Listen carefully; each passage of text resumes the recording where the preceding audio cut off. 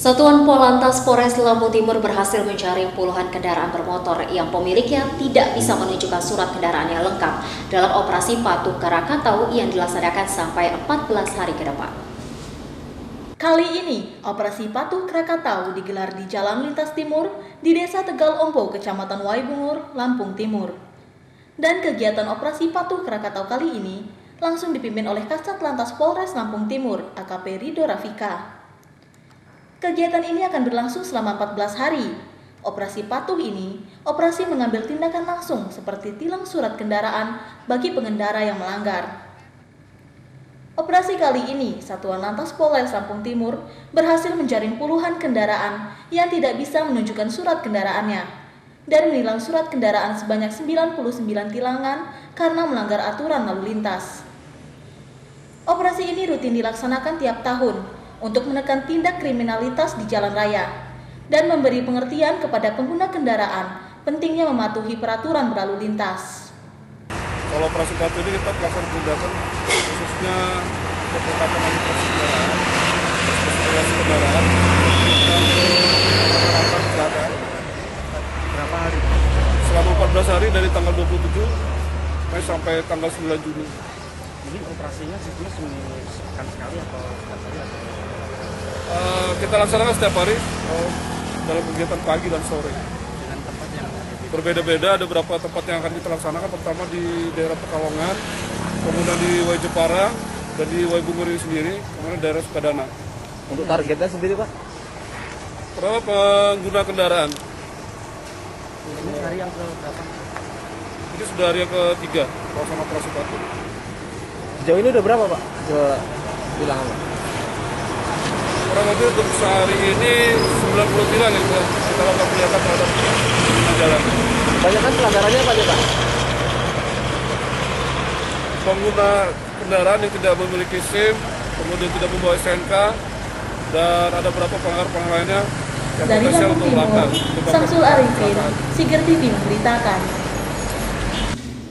Pemirsa, sengketa lahan antara warga Desa Banjarwangi dan pihak pemukiman Angkatan Laut Prokimal Lampung Utara belum mendapatkan kepastian penyelesaian meski pemerintah Kabupaten Lampung Utara fasilitasi mediasi. Permasalahan sengketa lahan antara warga Banjarwangi dengan pihak Angkatan Laut Prokimal belum menemukan titik penyelesaian, meskipun pihak pemerintah setempat menggelar mediasi guna menyelesaikan persoalan tersebut. Masing-masing pihak mengklaim sebagai pemilik dan berhak menduduki lahan seluas 457 hektar yang disengketakan, berdasarkan data yang mereka miliki dan diyakini kebenarannya. Alfian Yasin, perwakilan warga, tetap bersikeras bahwa ratusan hektar tanah yang diklaim oleh pihak Kimal, termasuk tanah ulayat atau tanah adat yang diperkuat dengan surat keputusan Bupati sekitar tahun 1999. Saya adalah putra daerah Lampung Utara, Alfian Yasin, pangkat terakhir Latanan Kolonel Angkatan Darat, bahwa atas nama masyarakat Lampung Utara, khususnya warga Wajunan, menyerahkan tanah 10.000 hektar kepada PT Panah di atas tanah 25.000 hektar dengan syarat ganti rugi melalui pesyarah atau kepala negeri waktu itu. Ditunggu-tunggu PT Panah ini Bapak tidak mengeluarkan dana. Tahu-tahu pada tahun 65 datang dari Angkatan Laut menghuni tanah tersebut.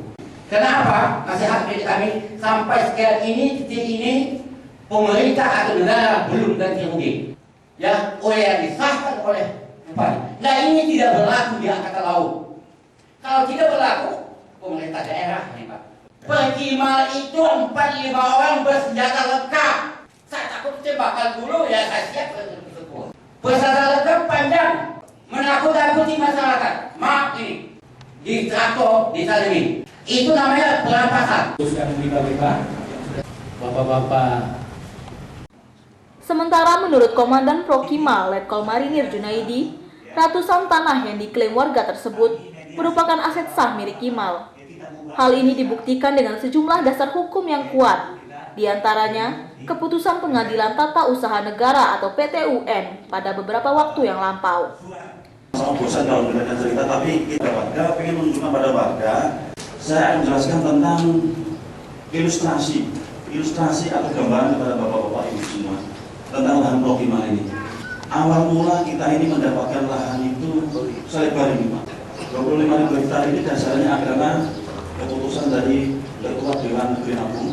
Kemudian ada keputusan Menteri Agraria tahun 64, ada keputusan Menteri Kehakiman tahun 64. Kemudian oleh Bapak Presiden kita Republik Indonesia dikeluarkanlah keputusan nomor 144. Hai Angkatan Laut, hai prajurit-prajurit TNI Angkatan Laut, kau tak berikan wilayah di sana, kau berdayakan ya. Kau ubah hutan belantara itu menjadi pemukiman, menjadi kota, menjadi desa, buat kemakmuran warga di sana. Sebagai besar bapak-bapak pasti tidak tahu posisinya Inkilab. Saya jamin, bapak-bapak tidak tahu posisi Inkilab di mana. Maka kita punya peta. Peta itu bisa membuktikan posisi kita itu di Inkilab atau bukan batasnya. Mari kita bersama-sama tunjukkan, betul tidak posisinya di dalam Inkilab. Mungkin mohon izin Bapak Presiden, ternyata maaf sudah dijual belikan, sertifikat sudah ditahan aja.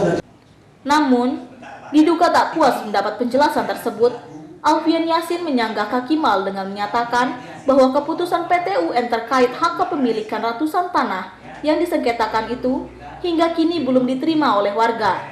Alhasil, mediasi ini tidak menemukan solusi penyelesaian pokok permasalahan. Zaini Tubara, Adin Faisal, Siger TV, Lampung Utara.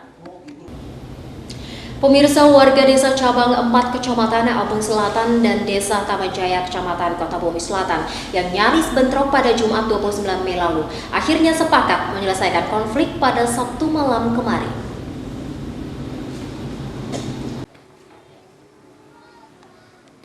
Akhirnya, warga desa cabang 4 dan desa Taman Jaya yang nyaris bentrok pada Sabtu malam lalu sepakat untuk bersama-sama menjaga situasi kondusif.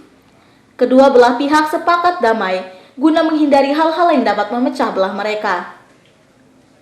Selain sepakat untuk menjaga situasi yang aman, menurut Murni Rizal, Kepala Kesbangpol Lampung Utara, kedua desa juga sepakat menyerahkan sepenuhnya proses penegakan hukum kepada pihak kepolisian, guna mengusut tuntas para pelaku dari desa Taman Jaya yang diduga menganiaya Aji, warga cabang 4, hingga menyebabkan korban meninggal dunia.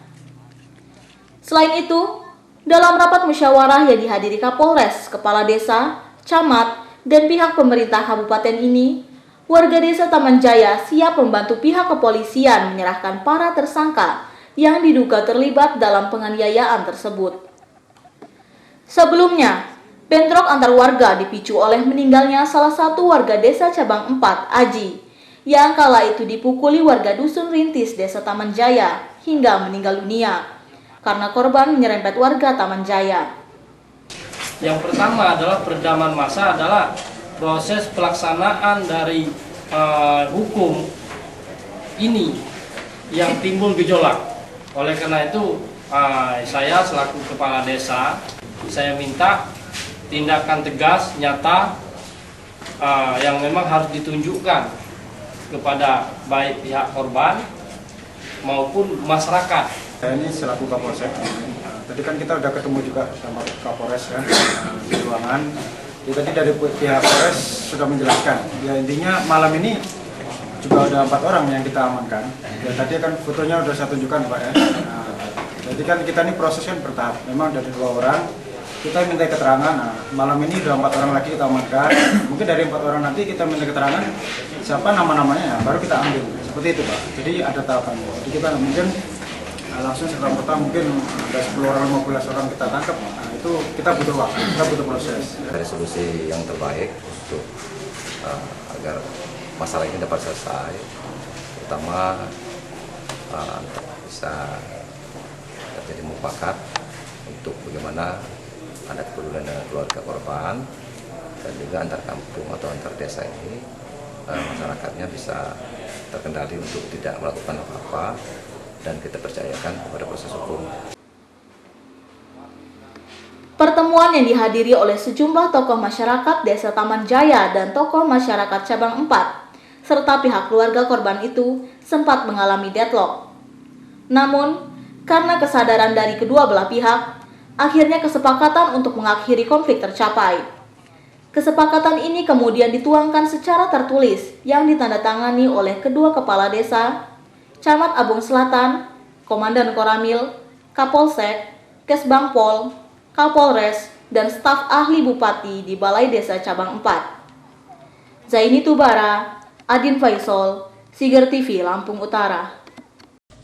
Baik pemirsa, informasi tadi sekaligus mengakhiri Siger Daerah News pada malam hari ini. Saya Roslavenia dan segenap kru yang bertugas mohon pamit undur diri. Terima kasih dan sampai jumpa.